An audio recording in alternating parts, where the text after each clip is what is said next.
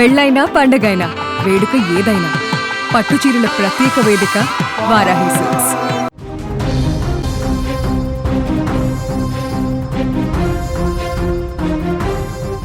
అనుమానం పెనుభూతమైంది. పచ్చని కాపురం పాలిట యముడిగా మారింది.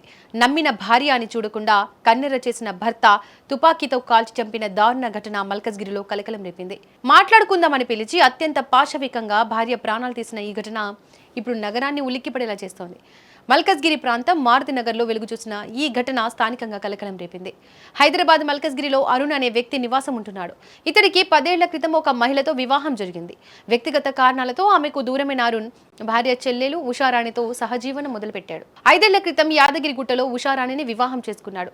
వీరిద్దరూ మల్కజ్గిరిలోని మారుతినగర్లో కాపురం పెట్టారు.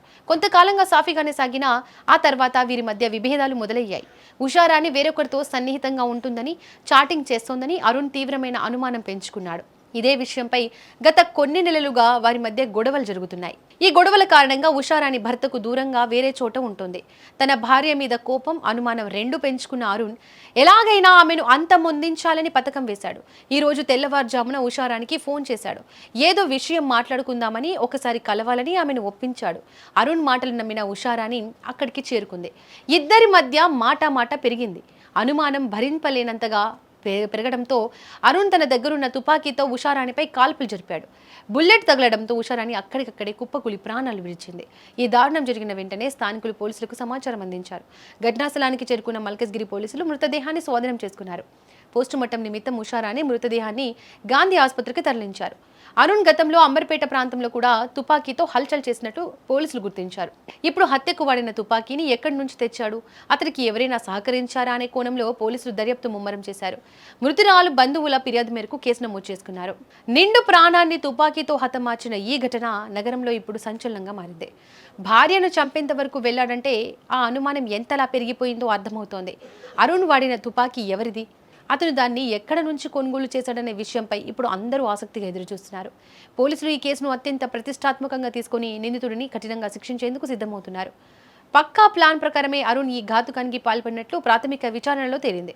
త్వరలోనే ఈ కేసులో మరిన్ని విషయాలు వెలుగులోకి వచ్చే అవకాశం ఉంది. మల్కజ్గిరి పరిసర ప్రాంతాల్లో ఇప్పుడు ఈ ఘటనపై అంతా చర్చించుకుంటున్నారు. ఎంతో మంది భవిష్యత్తును ఇలాంటి అనాలోచిత నిర్ణయాలు, అనుమానాలు ఎలా చిదిమేస్తున్నాయో ఈ ఉదంతం మరోసారి నిరూపించింది. పోలీసులు సంఘటనా స్థలంలో కీలక ఆధారాలను సేకరించారు. త్వరలోనే అరుణ్ను అదుపులోకి తీసుకుని పూర్తి వివరాలను మీడియాకు వెల్లడించనున్నారు. ఈరోజు మార్నింగ్ 5:30, 6 o'clockలో మాకు డైరెక్ట్ కాల్ వచ్చేసింది. అందులో మారుతి నగర్లో ఒక ఫైర్ అయిపోయి ఒక లేడీ చనిపోయిందని చెప్పగానే ఇమ్మీడియట్గా మా పెట్రోల్ కారు రీచ్ అయింది. ఆ కన్ఫర్మ్ చేసుకోగానే ఇన్ఫార్మ్ చేసేస్తే ఇన్స్పెక్టర్ సత్యనారాయణ ఇమ్మీడియట్గా రీచ్ అయ్యారు. అతను స్పాట్ చూసిన తర్వాత సీనియర్ ఆఫీసర్లకు ఇన్ఫార్మ్ చేయడం జరిగింది.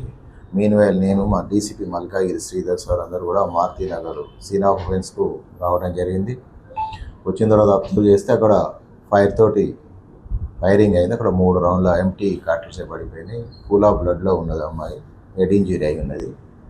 తెలుసుకుని భర్త అక్కడ ఏం లేడు. అయితే అరుణ్ వాళ్ళ మదర్ లక్ష్మమ్మ ఆమెను ఎగ్జామ్ చేసేస్తే మార్నింగ్ 5 o'clock అట్లా చప్పుడిని పడింది అత్తమ్మ అన్నట్టు. ఆమె అక్కడ రీచ్ అయ్యేలోపే సౌండ్ వచ్చేసింది. ఆమెకు సౌండ్ విన్నది. ఆమె పోయి చూసేవారికి అక్కడ పడిపోయినది. అరుణ్ అక్కడ పారిపోయినప్పటికీ వెళ్ళాడు. భార్యపై అనుమానం ఉన్నట్టు తెలిసింది. కానీ ఎందుకు, ఎక్కడ అనేది ఎగ్జాక్ట్ కాజ్ అనేది మేము అరెస్ట్ చేయగలిగితేనే చెప్పేస్తాము, ఇమీడియట్గా అరెస్ట్ చేస్తాం. దాని గురించి ఒక 3 టీములు ఫామ్ చేశాము. ఎంత తొందరలో పట్టుకుంటాం చెప్పి అందులో ఒక 1 month వరకు జైల్లో ఉండి రిలీజ్ అయ్యాడు.